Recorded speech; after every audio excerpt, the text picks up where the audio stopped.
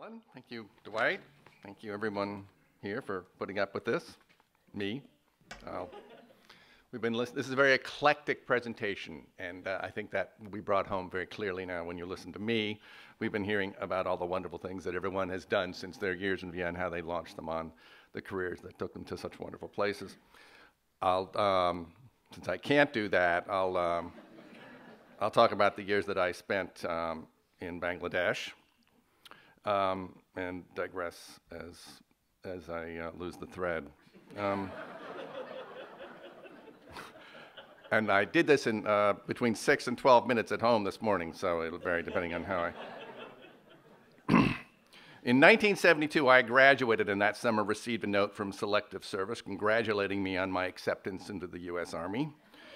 We had some correspondence, and I explained that I didn't think I'd be a good fit in the Army, and I hadn't heard anything very attractive about Vietnam.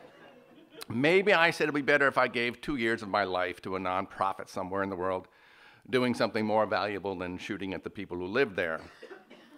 We came to an agreement on those terms, and I approached Gray Bryan at VI3A, who told me of a unique opportunity that he'd just become aware of in Asia. The relief agency CARE needed a mechanic to oversee its local shop, and with it their fleet of cars, motorcycles, trucks, and boats. I was 22 years old at the time, and I had owned a series of jalopies since high school, under whose hoods I had been forced to learn a bit of mechanical skill. It's a measure of their desperation that I was accepted for the CARE position based on that resume. My best guess is there wasn't a long line of better qualified candidates. The job was in Dacca, Bangladesh. I had to look it up on a globe. To get there, I learned wasn't going to be straightforward.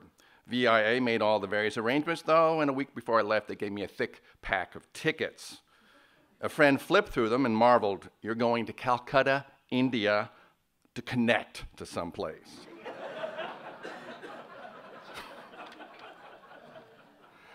I arrived in December, 2 weeks before Christmas. I got off the airplane and was met and taken to a house that I would share with other staffers as they came in and out of the country from time to time. At that moment, it was just me and a Danish fellow who was being medically evacuated for jaundice the next day. I was introduced to my house staff. I had a house staff. I don't know how many volunteers can say that. I had 5. I had a house staff, 5. I had a cook. I had a houseboy. I had a couple of guys I didn't understand. One guy slept in the driveway, and about 2 years later, just before I left, I learned he'd been my security. Which actually raises I digress, but a couple of days after I got there, I was woken up in the middle of the night. Somebody was banging on the windows. All the doors were locked, and there was bars on the windows. Somebody was banging on the windows and making a lot of racket outside, and the houseboy got up, went to the door and hollered at this person, and person's out there, was hollering back and forth, and eventually they went away. And in the morning, I asked the houseboy, I said, what was that all about? He said that dacoits, there were dacoits. I didn't know what that, so at a shop the next day, I said, what does the word dacoit mean? And they said, well, it means robbers. And so I went, note to self, lock doors at night.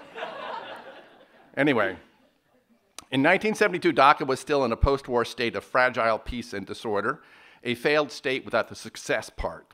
No private cars, no export economy, no tourism, no police, no phones, no stores except street markets or restaurants beyond street stalls. It was a hugely overcrowded, chronically flooded Islamic third world village, and I was moving in for 2 years.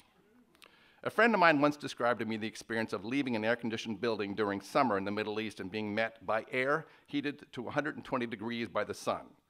The first impression is not heat, he told me. Your first impression is confusion. What is this?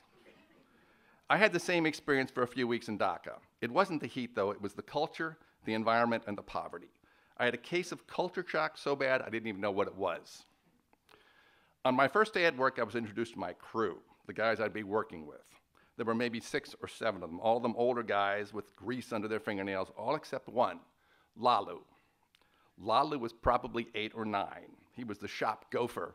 He was somebody's nephew. He hid behind one of the older guys as he was being introduced, and I was told he was very shy. He'll have to get over that soon, though, someone announced to the crowd. He's getting married in a few days. My shock must have shown because everyone suddenly looked concerned and quiet. Is everything all right, boss? And they called me boss. Even if I started being bad, they called me boss. Is there a problem? I mumbled something about Lalu seeming just a tad young in my mind for matrimony. There was an awkward silence and the subject was changed.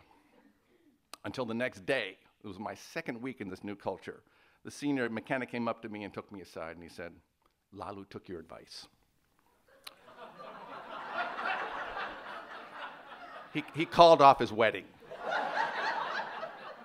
And when I say I experienced uber culture shock, this is the kind of thing I'm talking about. When I came back to California 2 years later, I actually didn't talk about my Dacca days too much. I remember once early on, someone asked me for the one thing that I really took away from my 2 years there. I said, I've learned you cannot have a country without pencils. It just doesn't work. But in general, people don't ask me that question, the many questions. I had a few stock anecdotes, mostly the casual, goofy stuff. So here's a sampling. Once I was invited to a dinner and sat next to the wife of the Chief Justice of the Supreme Court, who choked on her food and informed me that my Bengali, that I was so proud of and that I'd learned on the fly from my good buddies at the shop, was actually extremely inappropriate and profane.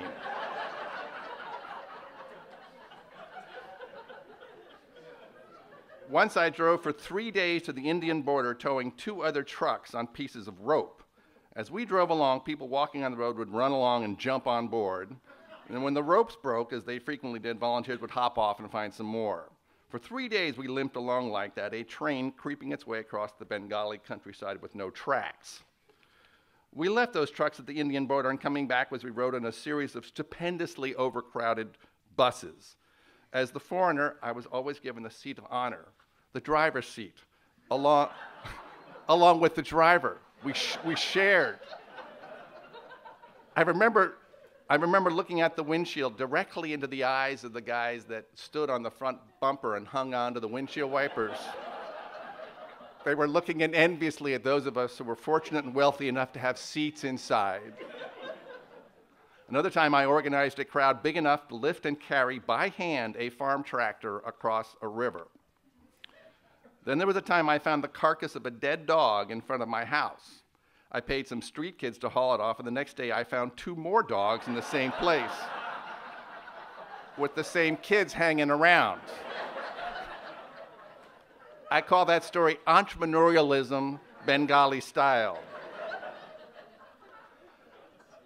I don't know about you, all you returned volunteers, but personally, I haven't had that many opportunities over the years to go on like this. The subject of Bangladesh doesn't come up very often in casual conversation. In fact, these 10 minutes may be the longest sustained Bengali story-a-thon I've ever forced on anyone. So I will stop now with one more thought. Very little in my life today, in Silicon Valley 2013, reminds me of the specifics of those years. That's one of the reasons I hardly ever talk about them. Nothing triggers. But it would be profoundly untrue to say that I've forgotten them. When I sat down to write up these notes, it took no effort to bring it all right back, right down to the lovely smell of burning campfires made of tar trucks, and the badly amplified voices of all the mullahs hollering calls to prayer from rickshaws twice every day. At the young age of 22 and 23, my theory is that the human brain is a particularly spongy organ.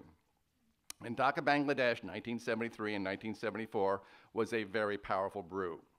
In that time and place, I saw things, heard things, and felt things that are sometimes hard for me to imagine, but not hard for me to remember. They changed me, and nothing I have seen, heard, or felt since would be quite the same without that experience.